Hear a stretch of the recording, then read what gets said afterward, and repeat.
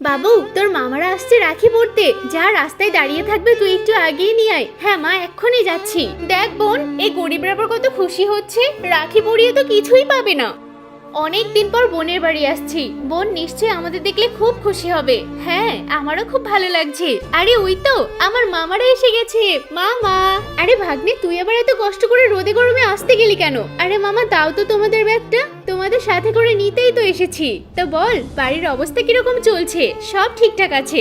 এমনিতে তো আমার আসতে ইচ্ছা করছিলই না, ফোনের পর ফোন করতেই আছে, আসতে বাধ্য হলাম। আরে ভাই এসে গেছে।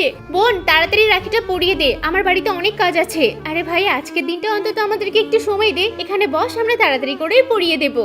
বোন, ভিতর থেকে ডালাটা নিয়ে আই তো, ওটা ছাড়া তো হবেই না। আরে থাক থাক, ওসবের কোনো প্রয়োজন নেই, তাড়াতাড়ি রাখিটা পরা তো, এমনিতে আমার সময় নেই। ঠিক আছে ভাই, তোকে রাখি পরিয়ে দিচ্ছি। তুই যেন অনেক ভালো থাকিস, তোর যেন এই দিনটা সব সময় আসে, আর তুই সারা জীবন যেন আমাদের বাড়ি আসবি। আচ্ছা হয়েছে হয়েছে, আমি এখন আসছি।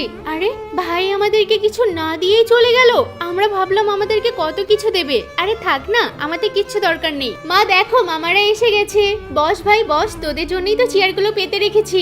এই দিনটা আমাদের জীবনের প্রতি বছর আসুক, তোদেরকে রাখি পরিয়ে আমি খুব তৃপ্তি পেলাম, আর তোরা যেন খুব ভালো থাকিস। এই নে বোন, আমার তরফ থেকে শাড়ি আর টাকা। আর এই নে বোন টাকা। আরে কতগুলো টাকা! আরে ওর কতগুলো টাকা দিল।